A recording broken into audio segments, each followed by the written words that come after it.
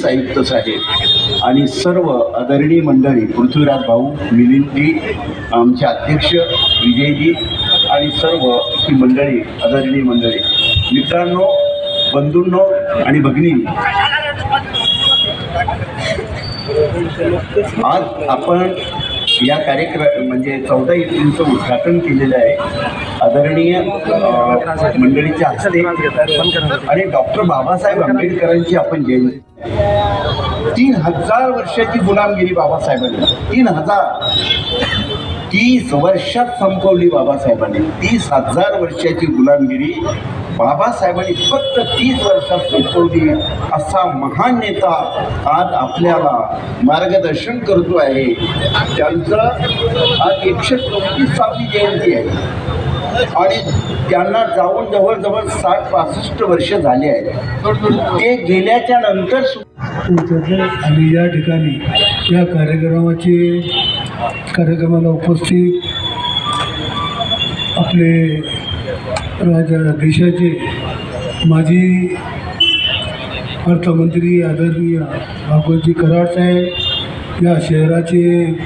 लोकप्रिय CP साहेब, श्री पवार साहेब, त्याचबरोबर त्यांचे अध्यक्ष विजय मगरेजी, त्याचबरोबर समितीचे जे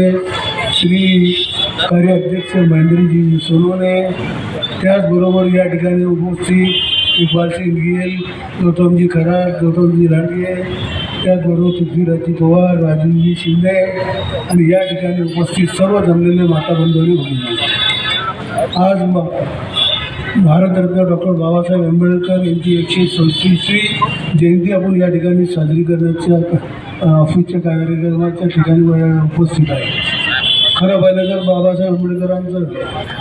आत्ताच आमची सिकिसाहेबांवर मीटिंग झाली, आपले जे प्रश्न असतील मी सांगितलं, 50 वर्षामध्ये कुठल्या समाजामध्ये कधी वादविवाद झाला नाही, चांगल्या पद्धतीमध्ये आम्ही या ठिकाणी पूर्ण जयंती या ठिकाणी साजरी करत असतो। मी सर्व मंडळाच्या अध्यक्षांना, पदाधिकाऱ्यांना विनंती करतो की आता या ठिकाणी सांगायचं गौतम खरातजींनी सांगितलं की आपण ज्यावेळेस मंडळ जात असते त्या मंडळामध्ये महिलांना कोणता त्रास होता कामा नये, कुठं कोणाला धक्के लागता कामा नये, आपल्या सर्वांची सुद्धा जबाबदारी असते। जेवढी आपण पोलिसांकडे जबाबदारी टाकतो तेवढी आपली सुद्धा जबाबदारी आपण चालत असताना कोणाला त्रास होणार नाही याची काळजी घेण्याचं काम सुद्धा या ठिकाणी आपलं असतं। म्हणून माझी आपल्या सर्व विनंती, या मंडळाचं 14वा अध्यक्षांची मनापासून धन्यवाद देतो की हा मंडळ खरं पाहिलं तर 5 रुपये न घेता या ठिकाणी उपस्थित डॉक्टर बाबासाहेब आंबेडकर जयंती उत्सव महासमिती छत्रपती संभाजीनगरचे अध्यक्ष श्री विजय मगरे, कार्याध्यक्ष महेंद्र सोनवणे, संतोष भिंगारेजी, गौतम खरात, गौतम लांडगे, त्याचबरोबर राजू शिंदेजी, बबन नरोडे, पृथ्वीराज पवार, या ठिकाणी उपस्थित सर्व मान्यवर, पत्रकार बंधूंनो आणि या ठिकाणी उपस्थित शहराचे नागरिक, आजच आत्ता संध्याकाळी आपली पोलीस आयुक्तालयामध्ये शांतता कमिटीची मीटिंग झाली। त्याच्यामध्ये डॉक्टर बाबासाहेब आंबेडकरांची 134वी जी जयंती आहे ती उत्साहात आणि अतिशय चांगल्या प्रकारे कशी सगळ्यांनी साजरी करावी याच्याबद्दल सविस्तर चर्चा झाली आणि त्याच्यामध्ये ज्या काही सूचना ज्या मांडलेल्या आहेत त्याचा निश्चितच आम्ही सर्व विभागाचे अधिकारी आदर करू आणि त्याच्याप्रमाणे ते प्रश्न सोडवण्याचा प्रयत्न देखील करू। आत्ताच आपण जी सूचना केली की आपण सर्वांनी एकत्रित मार्गाची पाहणी निश्चितच यावर्षी देखील आपण करू माझ्या मते आणि मी महापालिका आयुक्त, त्याचबरोबर MSCB आणि आमचे पोलीस विभागाचे अधिकारी सर्व एकत्र येऊ आणि आपण त्याप्रमाणे ज्या काही अडचणी असतील त्या मुख्य दूर करू। आयुक्तालयातील सर्व आमच्या अधिकाऱ्यांची देखील याबाबत सविस्तर बैठक झालेली आहे। त्यामुळे आयुक्तालयातील सर्व PI लेवलला देखील जवळपास शहरामध्ये आपल्या 200च्या वर मिरवणुका आहेत त्या दिवशी आणि 100च्या वर पुतळे आहेत जिथं मानवंदना न देण्याकरता सर्व नागरिक मोठ्या प्रमाणावर ते ग्रामीण भागातून देखील आपल्याकडे येणार आहे। ग्रामीण पोलिसांशी देखील आम्ही समन्वय साधून आहोत आणि जे काही आपले पोर्टेबल टॉयलेट्स असतील, लाईटचे विषय असतील किंवा इतर ज्या अडचणी असतील त्याच्या सोडवण्याकरता आमचा प्रशासनाचा निश्चितच प्रामाणिक प्रयत्न राहील। फुले यांचा आज छत्रपती संभाजीनगर या ऐतिहासिक नगरीमध्ये भारतरत्न डॉक्टर बाबासाहेब आंबेडकर यांची 134वी जयंतीच्या कार्यालयाच्या उद्घाटन प्रसंगी उपस्थित असलेले या भागाचे लोकप्रिय आमदार आणि आमचे जुने सहकारी माननीय प्रदीपजी जयस्वाल, या कार्यक्रमासाठी प्रमुख अतिथी म्हणून उपस्थित असलेले आपल्या पोलीस आयुक्तालयातील पोलीस आयुक्त माननीय प्रवीण पवार साहेब, या समितीचे अध्यक्ष विजयजी मगरे, पदाधिकारी महेंद्रजी सोनवणे, चंद्रकांतजी हिवराळे आणि सभागृहातील आमचे मित्र गौतमजी खरात, मिलिंदजी दाभाडे, गौतमजी लांडगे, रमेशभाई खंडागळे, तसेच राजूजी शिंदे, आमचे पवार साहेब, बंतेजींना वंदन करतो, कांबळे साहेब, प्रकाश गायकवाड, कुणाल खरात, सर्व आदरणीय व्यासपीठ आणि जमलेल्या भीम सैनिकांना,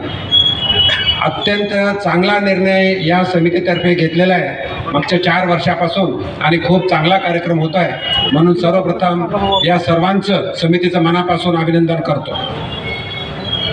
आपल्या सर्वांना माहीत आहे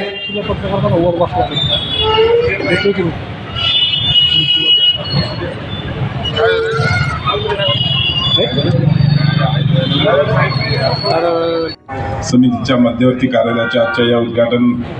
सोहळ्याच्या प्रसंगी उपस्थित असलेले आमचे नेते, माजी केंद्रीय अर्थमंत्री खासदार डॉक्टर बाबाजी कराड साहेब, आपल्या शहराचे पोलीस आयुक्त प्रवीण पवार साहेब आणि आमचे ज्येष्ठ मार्गदर्शक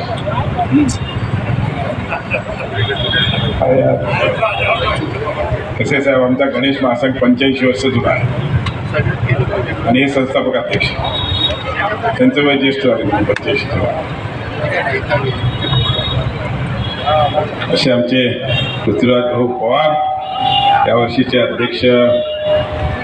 विजय मगरेजी, कार्याध्यक्ष महेंद्र सोनवणेजी, राजूभाऊ शिंदे, तसेच आमचे ज्येष्ठ मार्गदर्शक रामभाऊ फेरकरजी, गौतम खरातजी, गौतम लांडगेजी, रमेश खंडागळेजी, माझे सहकारी चंद्रकांत हिवराळेजी, शिवाजी दांडगे, जालिंदरभाऊ शेंडगे, बबन दिडोरेजी, अजून अनेक लोक आहेत, बबन नरोडेजी, मिलिंद दाभाडेजी, आमचे इकबालसिंगजी गिल. आम्ही कॉलेजमध्ये असताना एकदम त्यांचा दबदबा होता. हो गिल साहब याद है ना, आपसे झगड़ा करके हम UR बने थे SB मध्ये, यांचा खूप दबदबा होता. पण मी पण जरा सिनेमाचा धंदा होता माझ्याकडे बी 5-25 करू ब्लॅक करणं गेलो मी झालो UR. तर रमेशभाईजी आहेत, अनेक काळजी जी आहेत, कृष्णा मंडळकरजी आहेत. बघितलं असेल की सगळे चळवळीतले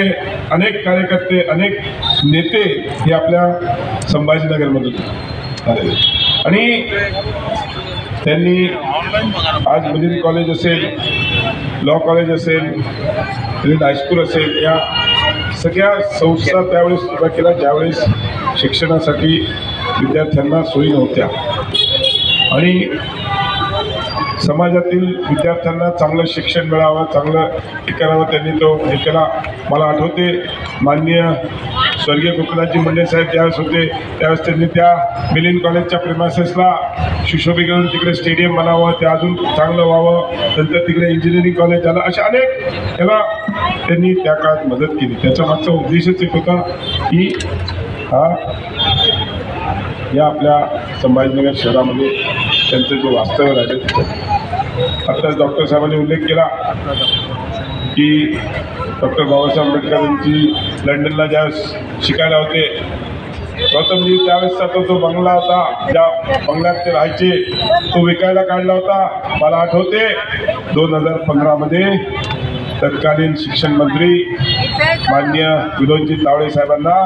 त्यावेळेसचे मुख्यमंत्री आमचे देवेंद्रजी फडणवीस साहेबांनी लंडनला पाठवलं आणि तो जो घरमालक ज्याने कोणाला विकलं होतं त्याच्यापेक्षा त्याला, म्हणजे आता मला ती करन्सीमध्ये सांगता येणार नाही, पण म्हणजे आपण म्हणलं तर 40 कोटी घेतला होता, तो त्याला 2 कोटी एक्स्ट्रा देऊन